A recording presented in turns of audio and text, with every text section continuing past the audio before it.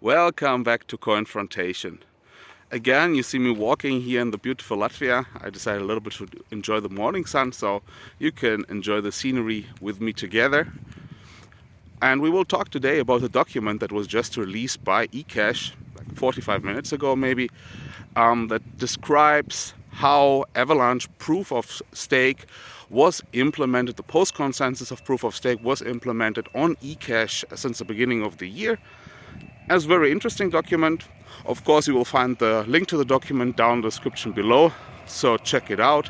I will give you a short overview over what was written in the document and what was done on eCash Avalanche implementation. Let's wait the truck.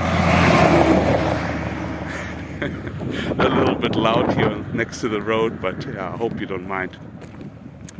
So yeah, the disclaimer in the beginning, of course, this is not financial advice. Always do your own research before you invest in anything. So use the link to do that, and let's go. Basically, what was written in the document is the description of how the post-consensus for Avalanche on eCash will work.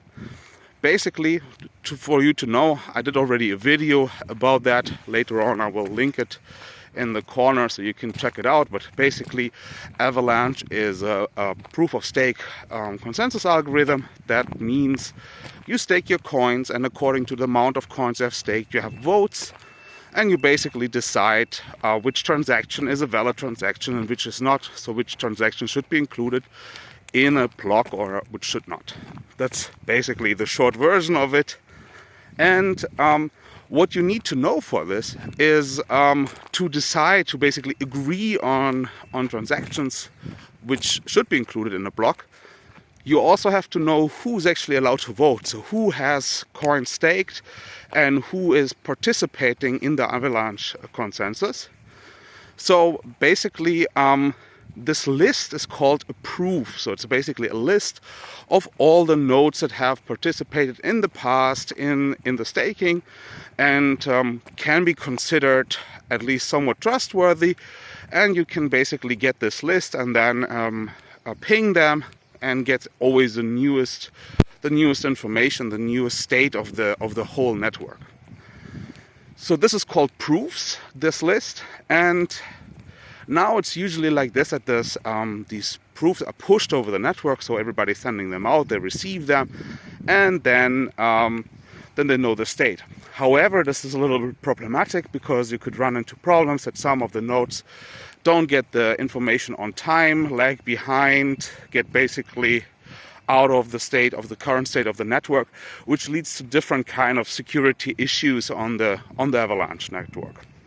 So you actually want to have a system where basically most of the nodes know all the time the current state of the network. So what eCash, the developers at eCash have implemented is something called compact proof request, which basically is a pull request. That means a node basically asks other nodes that this node knows already that it is connected to for the proofs basically of the other nodes. So it's always up to date and can always adjust its current state of the network or its representation in it of the current state of the network. This had also the benefit that when a new node connects, the node has to know, of course, the state of the network. The problem is it has no historical information of that network. So in the startup phase, somehow it has to get this information. However, to get this information, it would need to know which nodes it has to connect to get that information. In many implementations of proof of stake, that is done by basically having some kind of fixed nodes that are run by the crypto project or by trusted entities, basically, where you turn to, you request a list, and they send it to you. That is maybe not the best implementation because there are some security concerns with that. However, in eCash, they have now done it differently because they have a hybrid of proof of work and proof of stake. And in proof of work, you have a full ledger, right? You have all the transactions that were ever done. So basically what a node can do, it can download the proof of work ledger look up the last transactions within the last blocks within this ledger, and basically then has a list of all the participating nodes in the Avalanche process, or at least most of them. This is of course very practical because that means the startup phase is more regulated, is more secure basically. It cannot easily happen that you connect to nodes which are unknown, which are maybe malicious. That is not happening that easily in that sense. So it's a much securer system. Yeah, then the eCash team did also some testing and some general improvements. There's a whole list in the document. You can check it out.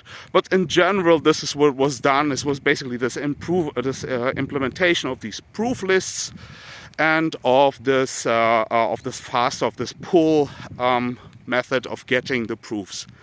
Those are the main implementations they have done, which is, I think, a big part because this is basically what runs the Avalanche network.